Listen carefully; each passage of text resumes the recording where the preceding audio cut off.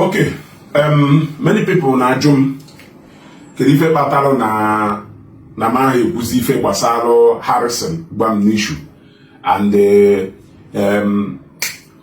VDM mweba. Yes, Adam ekwuzie simply because na ma shoputago na our people na like either work with emotion rather than using their senses. You know, and the other different group. We are talking about a matter that happened in Aushi. People are mixing it with dealings Harrison way with people 22 years ago, 1 year ago.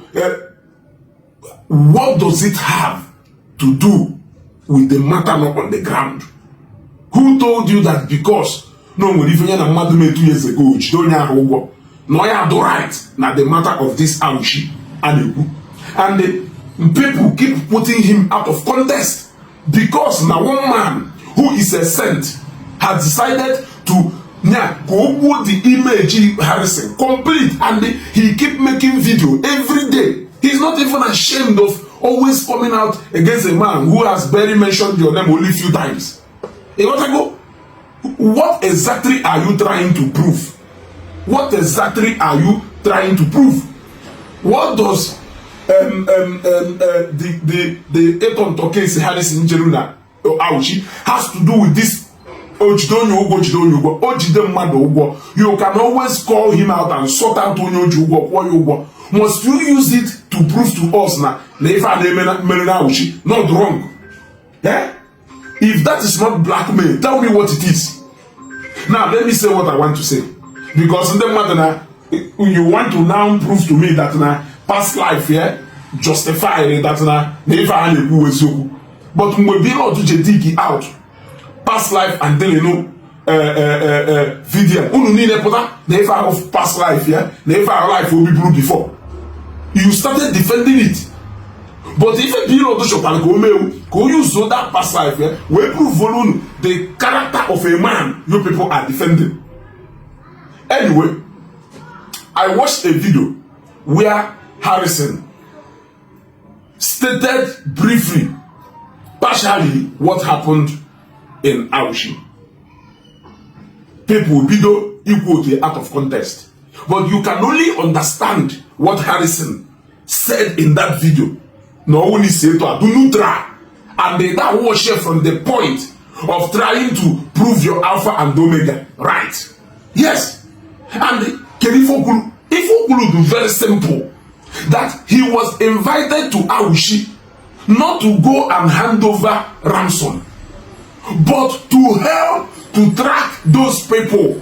And now I understand why he has decided to keep quiet. He mentioned the name of the commissioner and all the top hierarchy of police in Aushi, including the family members who were there present when they agreed that they should not go to the media until that man happened. Now the young man mentioned he refused to go to the media. He still kept quiet because of how technical and how risky into the cases were. Now that he has decided to speak, some of you still did not see sense in the reason why he kept quiet initially. What did he say? He was called not to go and give ransom, but to help to track those criminals. Now, when he came, away aside earlier, somebody, he made mention of phone. That guy, onion edge, now you're the guy say, never forgive for you. Meaning the hand will pass something. And that guy, from what Harrison said, will a case which I cannot mention. But all on a VDM claim that no or to investigative in nature. He should find the missing leg from Harrison Guru. But he disregarded every point you can put together and find out exactly but because his mission is not to rescue that man, but his mission is simply to make sure that he nailed Harrison Gwamnishu down, which I don't know the game or a now. He said that right in front of that guy, he did everything he did. Now that morning, what was he trying to say when he said that no one and the kidnappers gulega hago nega ya do complete 20 million wo na ha lugale na each bundle ewopu ego na each bundle ewopu ego na each bundle ewopu ego. He did not say that he did not remove money from there. He said that na experience he had with fighting these people. Now these people had them with time na ha na-agụ ego na bundles. Apart from the fact that no make go reference na Gwamnishu na ndị ntapu na ha release ofu onye, but they later agreed with the family, and even the other family had to pay. They still released one person after those people paid the full ransom. Now the question here is, how did those ndento know that na each bundle ezu? How did they know? Who gave them that information? Because somebody Harrison na point aka no dia eweru ife who has a record of nanya na onye eji ado homma na ha nwere outstanding. The guy ji we no eba na yue say nya biko nya gbagare. Now let us pray and hope that that man opotali, because they can now do anything to cover if Harrison leak go. Because actually because of no sense go something here and there. But people kept on pushing him. And that is how insensitive people can be. Now,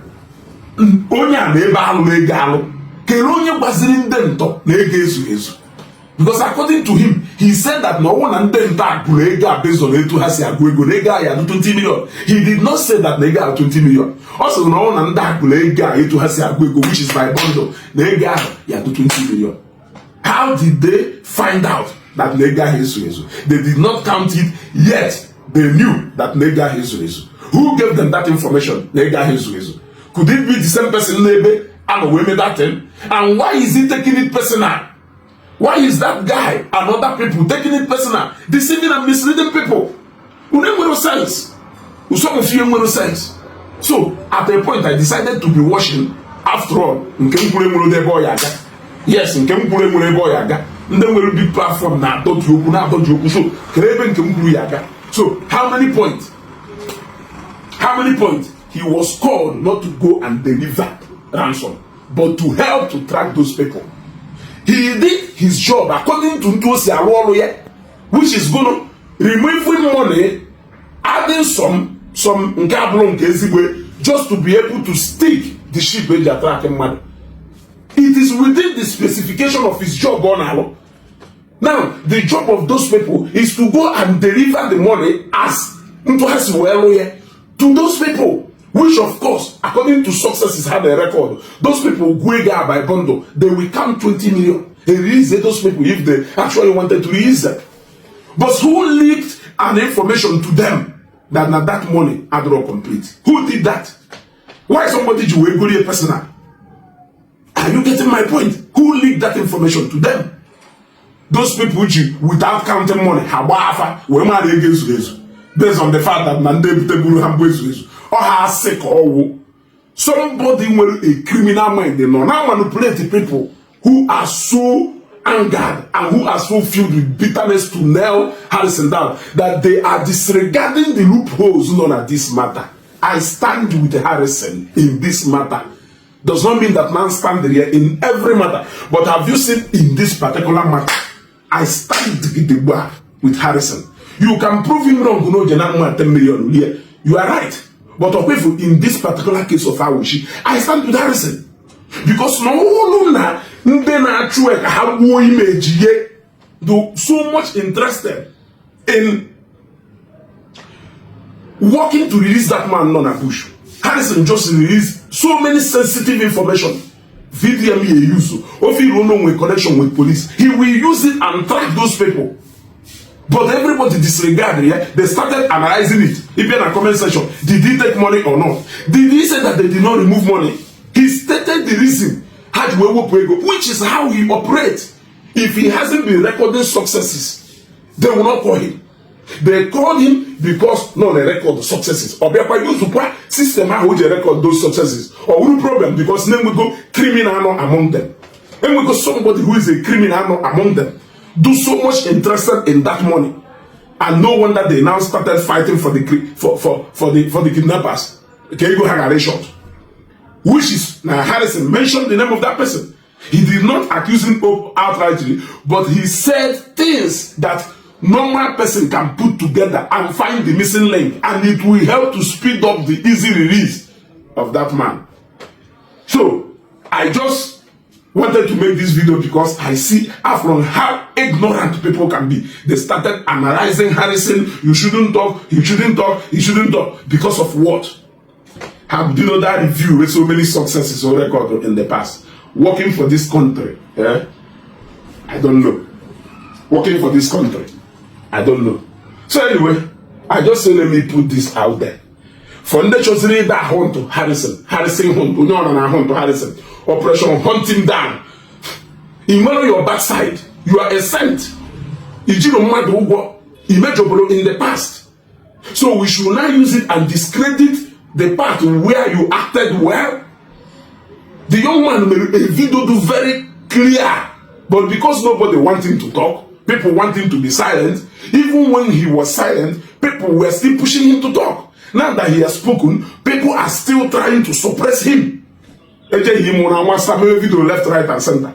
Who says that because no KK Jezuru sugar and Mwemeka, no nya Jezuru phone and Emmanuel? Who says so? So because he is guilty of Izu sugar and Mwemeka, or the guilty of Izu phone no Zuru, he should not admit no Zuru phone because no Jezuru sugar and Mwemeka. Use own brain, no, man, not actually use brain, no, Harrison this, Harrison that, criminals are no, dominate your bush, no, form Gaddafi.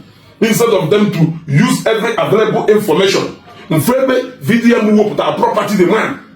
Friends say Harrison, the group will decide to help to raise the money, just to be able to put this case down. Whether Harrison or the wrong or the right, after all, they know the actual content of this case. But they don't want it to fly anymore. Instead of VDM, he collaborate with the family peacefully. He started blowing it out of proportion. What that conversation had play away for what exactly? But you brought out their properties. How can I work at the property? Sinde surely go need to raise ransom.